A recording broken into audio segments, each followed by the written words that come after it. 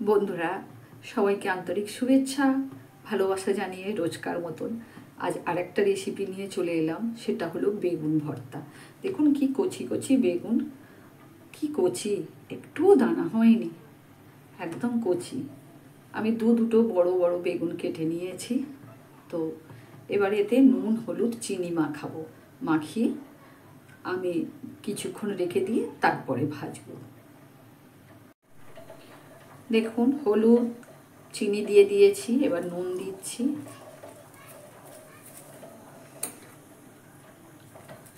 এবার আমি প্রত্যেকটা ভালো করে মাখিয়ে নেব।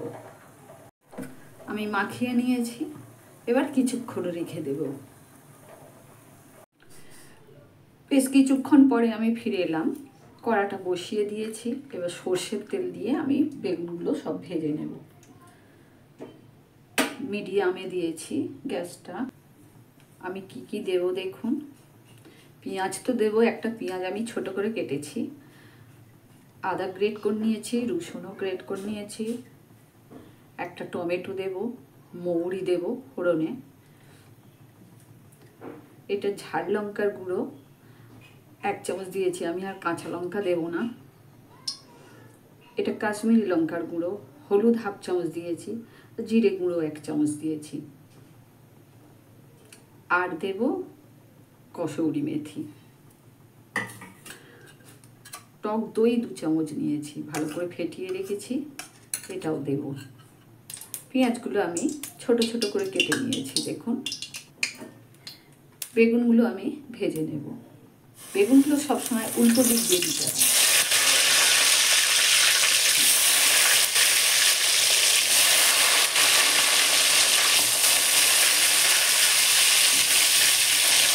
উল্টো পাল্টে বেগুনগুলো আমি ভেজে নেব। দেখুন বন্ধুরা, বেগুন ভাজা হয়ে গেছে আমার এক খোলা। যে কটা ছিল এবার দিয়ে দিচ্ছি।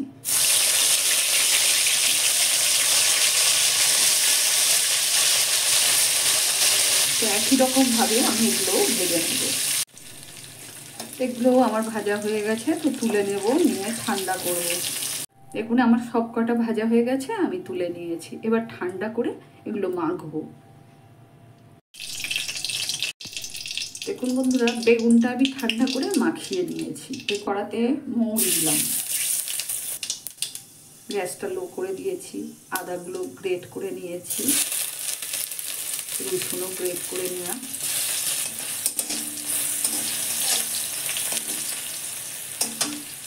এবার পেঁয়াজটা টমেটোটা দিয়ে দেব।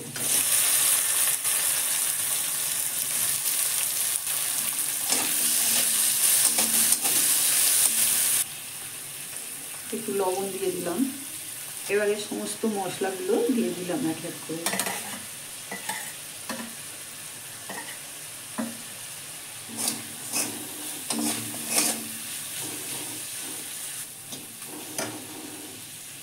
টক দইটা ভালো করে ফেটে রেখেছি, দিয়ে দিলাম 2 চামচ।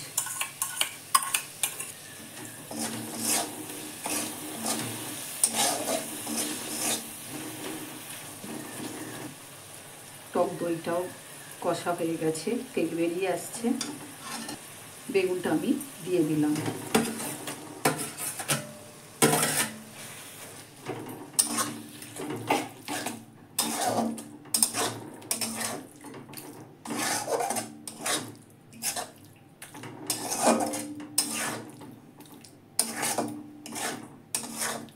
এবার উপর থেকে একটু কসৌরি মেথি একটু কষে দিয়ে দেব। এলাচ দারুচিনি লবঙ্গ জায়ফল জায়ত্রী রোস্ট করে গুঁড়ো করে রেখেছিলাম, ছড়িয়ে দিলাম। এবার গোলাপ জল 2-4 ফোঁটা দিয়ে দিলাম। এবার একটু নেড়ে নেব আমি।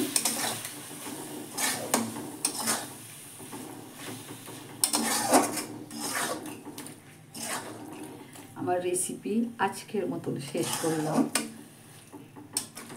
আমার রেসিপি যদি ভালো লাগে অবশ্যই সাবস্ক্রাইব করবেন, কমেন্ট করবেন, লাইক দেবেন। ভালো থাকবেন সকলে। ধন্যবাদ সবাইকে।